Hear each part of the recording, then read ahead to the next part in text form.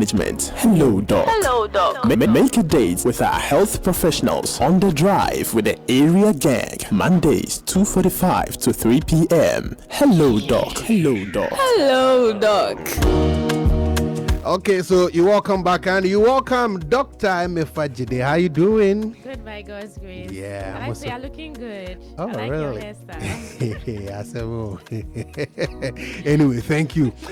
And I've got a companion on the show today. Okay. And for the months ahead. So this is Mami Ajua, a quick introduction, and she is going to be my co-host on the show. So when you come, you meet her as well. And the day that you don't meet me, maybe she's the one that you meet. Great. So that's Mami Ajua. Mami Ajua, that's our doctor here, Dr. Emefa Dzide. Good to meet you. Very resourceful, very kind, and very affable. You can see her smile. She's always smiling. And sometimes I want to ask her, do you ever get angry? You know what they say about people who smile a lot? Their anger is very dangerous. Oh, really? No, because I'm just imagining her, especially in the office, you know, when it gets stressful and people get on your nerves and all that, like you're giving it to someone. If I was there, I'll be looking at you and I'll be laughing. This woman, what's wrong with her? Hey, you ever get angry? You don't get angry, do you? Oh, I do if I'm pushed, yeah. That's going to be crazy. But she's always smiling. She's very That's good. affable. And if you have any medical challenge, she's the one. She's Right the from one. here, I have Please.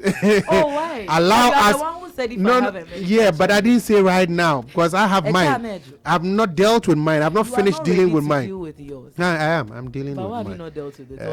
What do you We're dealing with my addiction. Oh, Yeah. to so- me? Do you also have an addiction? To you? No, I'm not yet.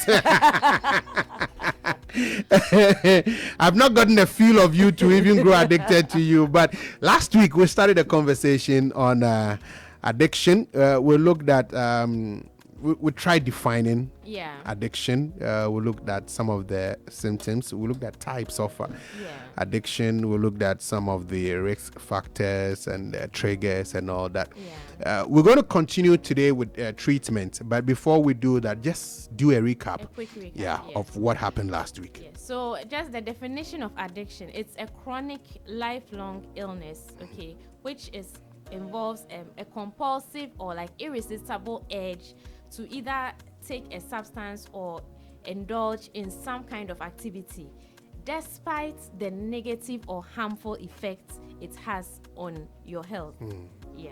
So usually they can't resist the urges, and even though it has a negative effect, they still have to do it. And it's considered a disease because it's also associated with some actual chemical changes in the brain. Okay. So it's not just like a decision the person has made to drink and then he should just stop, and he's not stopping. There are some changes that have gone on in the brain chemically that he can't just stop so easily. It's not about willpower. Okay. Yeah. Okay. All right. So that's just a quick recap of what we did last week. Now, let's look at let's go to today's episode and let's look at the different types of treatment for addiction and how you're able to determine which one is best for which patient.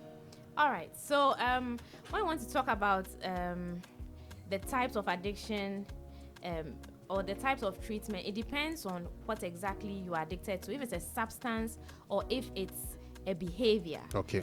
So there are different approaches. But the first point is to be able to diagnose that you have an addiction, or to diagnose that my husband, my wife, my classmates, my roommates, my best friend, work colleague, whoever it is, has an addiction. Okay. We talked about the signs and symptoms. We talked about the person having withdrawals if they let go of the item. We talk about their whole mind is consumed by it. We talk about the effects on their daily lifestyle. They begin the absenteeism. Yeah. They're not able to do what they're supposed to do. Sometimes you see physical changes. They don't take good care of themselves.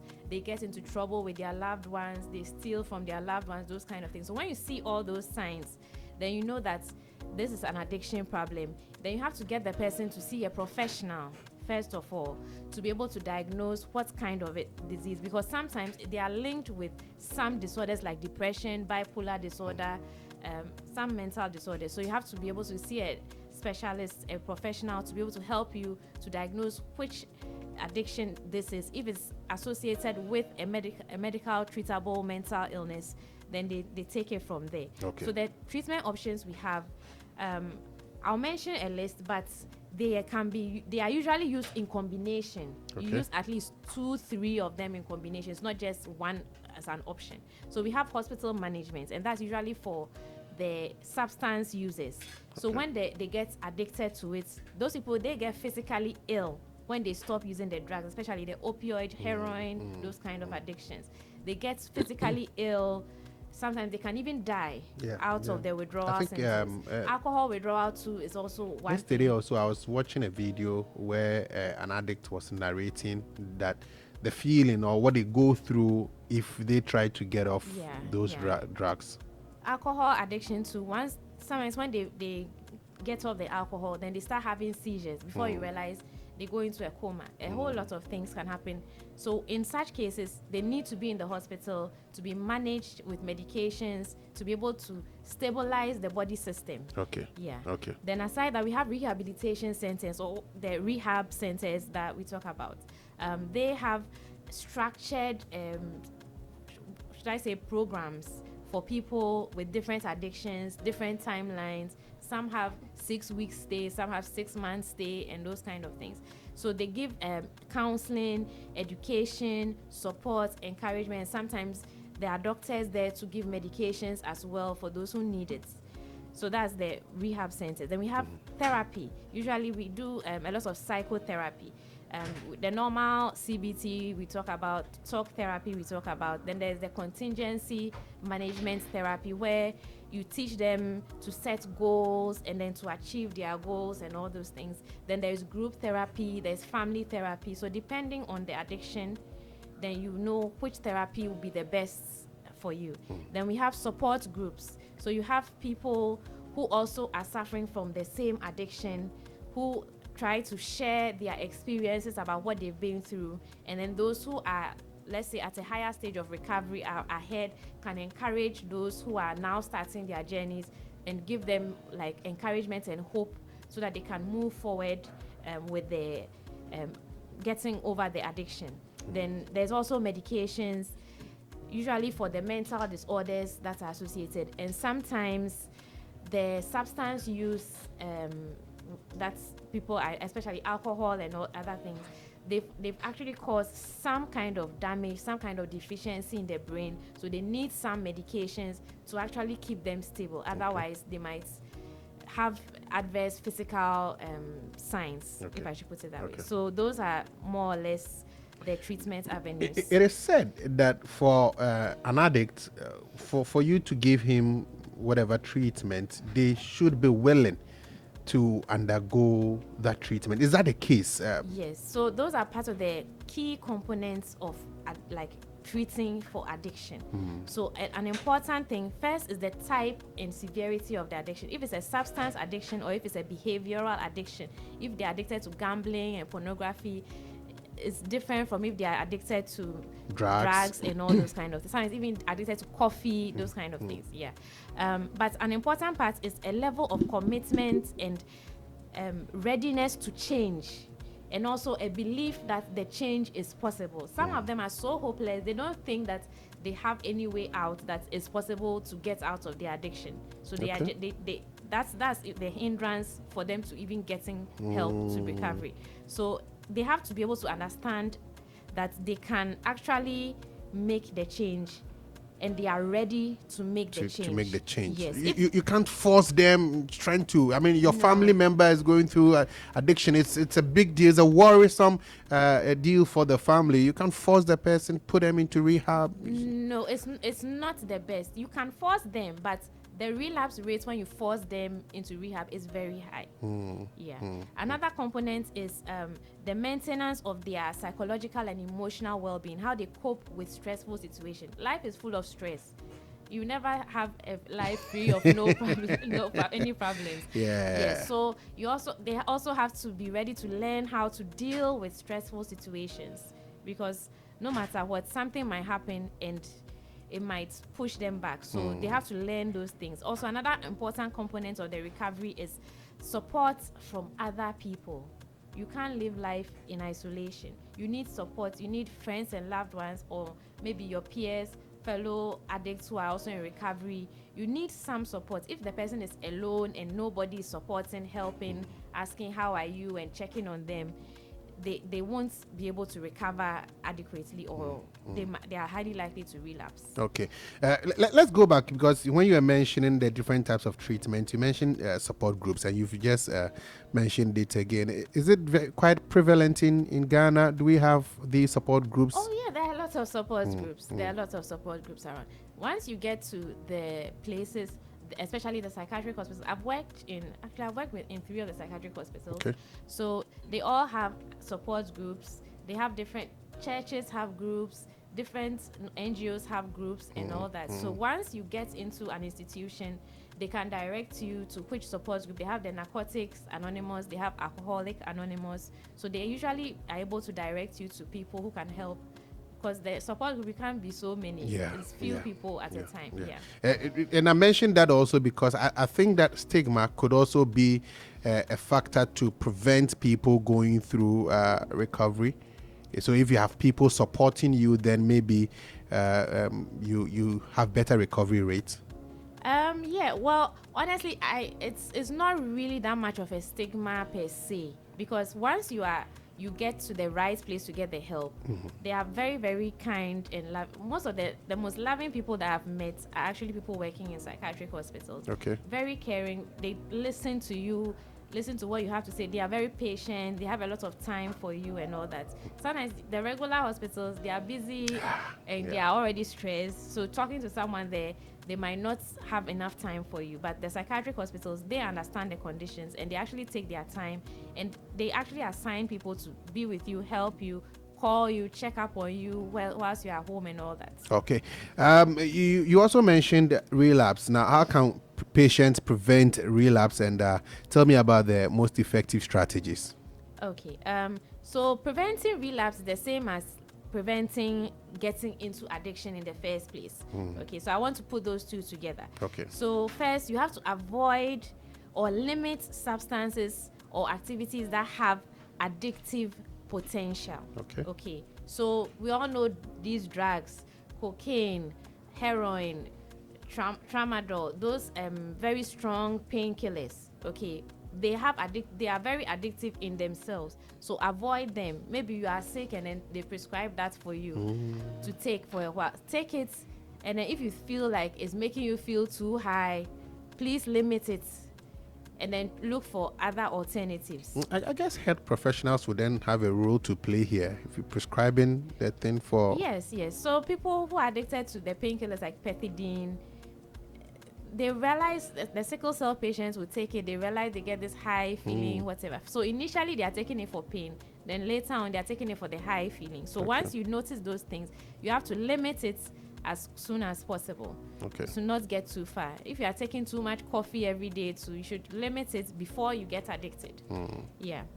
Then there's healthy ways of managing stress. It's also very important. You have to learn healthy coping mechanisms. We are all different. We have different stresses and we have different ways that we can cope. So you have to be able to find ways and means to learn how to manage if you are getting angry or whatever. And if there's work is getting too much for you, you have to take time off. If you are having too many things to think about, get a hobby, join a group, go to a fellowship meeting, volunteer at do something else with your time aside work, which would increase your stress. So find ways and means to relieve stress. And it doesn't have to be a vacation in Dubai to relieve stress. Just take a holiday, put your phone off, you won't pick any calls.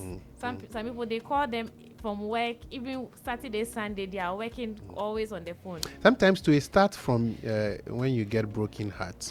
So how do we deal with that? And especially we're in a month of love. So if my addiction started from when my girlfriend broke up with me, how do we deal with that? So once you are able to notice these like mental distresses, you seek help for it. You see a counselor or you see a psychologist, a professional. Get someone to help you sometimes you just need an older person, someone with more experience to talk to you about these relationship issues. Sometimes you don't need a counselor. Yeah. You need to talk to your mother, or you talk to your grandmother or your auntie. They'll tell you stories and all those things, and will help you to realign your mind and then reassess how things are. Okay. Yeah. Okay.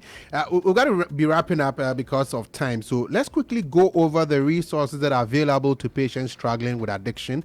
Like you mentioned, the support groups and other hotlines. Yes. So I am not going to. I know support groups, but I'm not going to mention them for anyone or Okay. mention any hotlines for anyone. Okay. Please go to a psychiatric hospital or a private psychiatric hospital, or a place where there are professional psychologists, psychiatrists, and get a proper assessment. Because as I said, some of these addictions are associated with mental illnesses. So just going to a support group might not be helpful if you have a bipolar disorder or if you have a depression. So the best thing or the first thing to do is to go to a hospital, psychiatric hospital. Pantine Psychiatric Hospital is there, Accra Psychiatric Hospital, Ankafo Central Region where I used to work. They have a very nice rehab. Yeah. It's on the same land. They have a big land. Yeah, And I know the place. There's the alcohol rehab places at the far end. Very nice place to be. There are some, I think there's some Catholic places. I think House of St. Francis in Ashaiman or so. I know there's another Catholic place in Central Region. I've forgotten the name. But there are places you can go where you know that there are psychologists there. They can do a full assessment, and then they can help you to prepare a plan, and then you know where you are starting from, the way forward. Okay. All right. Thank you very much, Doc, for coming on the show this afternoon. I think that it's been quite helpful. And I don't know if we mentioned that last week, but quickly tell me the role that friends, family members, colleagues in the office can play actually in helping people who are going through any form of addiction. Yes. So the first thing is speak up sooner rather than later. The moment you see signs, start talking about it immediately. They have these stages where there's pre-contemplation stage and contemplation stage. So pre-contemplation, when you even tell them about the issue, then they would even be defensive. Yeah. And they'll be saying, oh, I'm not addicted. And they'll give you all sorts of reasons. They'll tell lies and all sorts of things. But the moment you start, then you have started the recovery process for them because you started talking about the issue. But if you keep quiet about the issue, it will rather fester and get worse. So the sooner you start talking about it, the better. Then they start the process of recovery, even though they are in denial in the beginning. It's like it's now prompting them, and then they can move on. Okay. Another thing is you have to have a lot of empathy and then patience when you are talking to them. And especially those who live with people with addictions, you have to take care of yourself because living with someone with an addiction is very stressful. So you have to take care of yourself. Make sure you yourself, you are not too stressed and you are healthy and well enough to be able to manage the stress of taking care of someone with an addiction. Okay. And the stages they go through, some stages are very difficult where they don't want to listen to anything, and sometimes you have to allow them to go down until they hit the rock bottom before they will come up. If you try before then, you can force them and say, I won't pay your school fees again, go and do it. They can go through the rehab, but the success rate is not very high. They tend to relapse a lot. But when they really realize that they want the rehab themselves, they want to come out themselves, and they are not being forced, they have decided themselves, it's better and gives better results. Thank you very much, Dr. Emefa Dzide. She's a senior medical officer at Agbawe Municipal Hospital, joining us this afternoon on Hello Doc as we looked at the issue of addiction. Thank you very much for coming on. Hello Doc returns next week, Monday. It is on 2:45 p.m. So if you missed today's edition of the show, you can actually get onto our YouTube page, official PLUZZ FM, and you will get the video over there. But make sure to join us next week, Monday, 2:45 p.m. for another edition of Hello Doc. Keep listening. This is PLUZZ 89.9 FM, The Drive with the area.